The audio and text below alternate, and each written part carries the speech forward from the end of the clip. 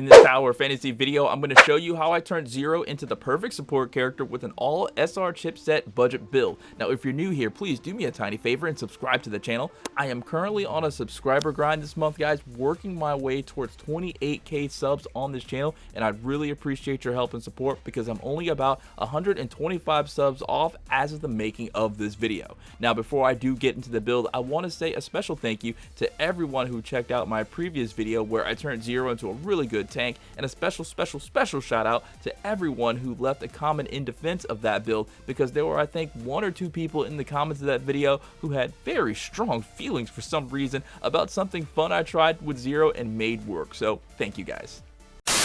Alright, so for this Zero support benediction build, I'm going to be using 3 support weapons to get the benediction buff to activate. You're going to have at least 2 support type weapons equipped. It's going to increase your healing by 100%, and in team play, like online with other people, it's going to increase your healing by another 100%. So you're going to have 200% healing when you have the benediction resonance for using 2 support type weapons.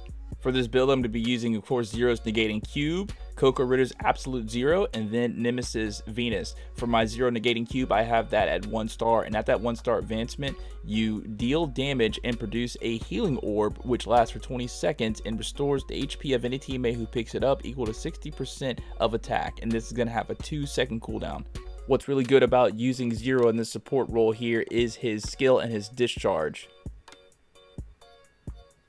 His skill, Omnium Shield, you create shielding for yourself and nearby allies to block up to 800% of attack and damage for 10 seconds, and you deal 142.9% of attack plus 405 damage to nearby targets and strongly launches them. Each cube in possession when this skill is used adds 160% of attack to max shielding and exhausts the cube. Cooldown is 60 seconds. So basically you want to do a bunch of dodges, because every time you dodge with this weapon, you give yourself another cube. So once you have those 5 cubes, that's when you hit this skill and you give yourself shielding and your teammates shielding as well.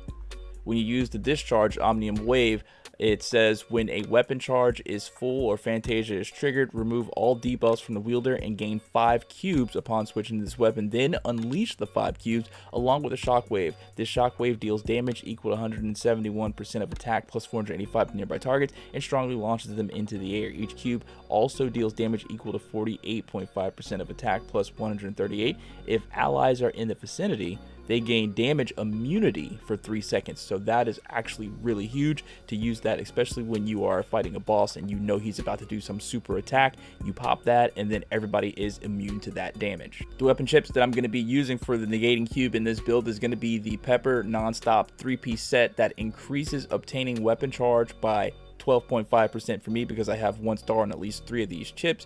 I use this basically because this is going to be the weapon that I like to use to gain the weapon charge, specifically because you get those healing orbs every time or every 2 seconds whenever you hit an enemy. So it makes sense that this is going to be the weapon that I'm going to use to get my weapon charge for my other 2 weapons.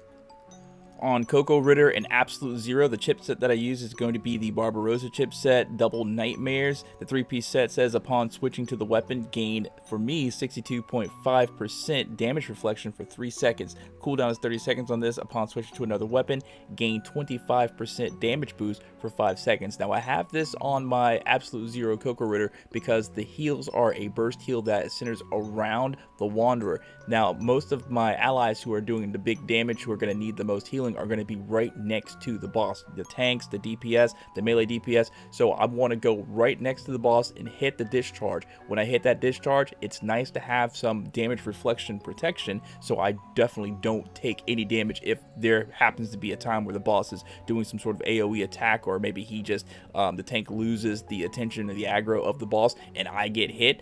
It's nice to have that protection. And then on the flip side, whenever I switch off this weapon, because I'm not going to stay on Coco, I'm going to go back to Zero's Negating Cube to try to get some more weapon charge for Nemesis Venus, or maybe another discharge skill for Absolute Zero. It's nice to have that damage boost on the Negating Cube. I have my Coco Absolute Zero at 2 stars, but at the 1-star advancement, after dodging, you summon a healing bee that follows the user and heals The ally with the lowest percentage of HP within 15 meters. Heal for 25% of attack and restore 50 weapon charge points each time and last for 25 seconds with 25-second cooldown. Second activation is just increase the current weapon's base HP growth by 16%. And what's cool about the Absolute Zero, whenever you use a dodge skill for this, you're going to gain 75 weapon charge points for both skills, the Tesseract and the Surge.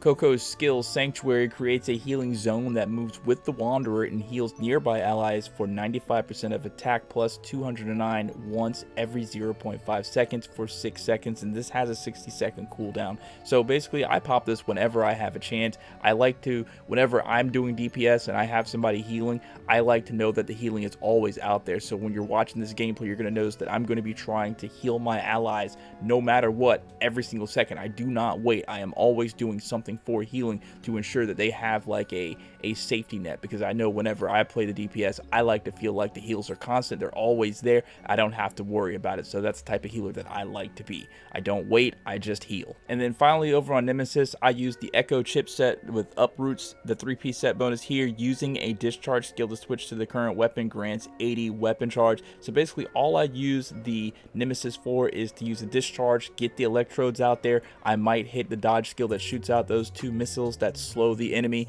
and then I will basically switch off. So it's nice to know that whenever I do switch off, I'm going to get weapon charge for whatever weapon that I'm going to be using next.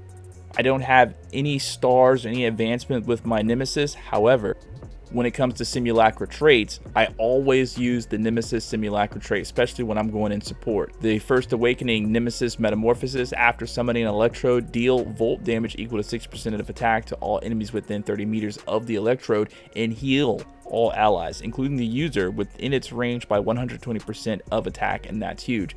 You can see that I have her awakening points at 3,820. I am like 200 shy away from getting her final awakening, which is going to be Nemesis Sublimation, and this is really, really good. After summoning an electrode, deal volt damage equal to 100% of attack to all enemies within 30 meters of the electrode, and heal all allies, including the user, within its range by 200% of attack. So this is huge. Now, when it comes to relics, I don't have anything that's very specific. The only thing that I could really suggest that you use in this situation is the Kuant, so you get that shielding whenever you switch over to Coco Ritter and Absolute Zero and you have to get into the boss's face. If you want to make sure you have extra protection along with the chipset protection, you definitely pop this shield and you'll be able to, be immune for damage for a little bit. If I wasn't using a Kuant, I'd probably use something that does damage over time, like the Space-Time Rift that creates the black hole right next to you and just sucks the whatever boss you're fighting in. Actually, bosses don't really get sucked in. They don't get frozen by this. They just do take a little bit of damage over time. If you're going to go that route for the damage over time, definitely use the Confinement, because Confinement has a large area of effect and it will just like damage everything that's in the middle. But for a certainty though, I would definitely go with Kuant. In the gameplay that you're seeing, it doesn't really matter. I use Missile Barrage so I can get some extra damage, some extra DPS to help us finish whatever operation or raid that we're doing faster. All right, and that's going to be it. That's my SR budget build for Zero. It hasn't let me down yet, and usually if I'm really throwing out those heals as much as possible, I get MVP of whatever game mode I'm playing. Now, if this video was helpful to you, please hit the like button and share this video with your friends. Again, I am on a sub grind this month, guys, and if you haven't hit the sub button yet, please do it. It's free, and it can be counted as your good deed for the day. Now, if you have any extra advice or you notice that I've left something out of this guide, please feel free to add it in the comments, as well as any questions you might have about this or anything else Tower Fantasy related. Thank you guys so much for watching, and have a great rest of your day. Peace out.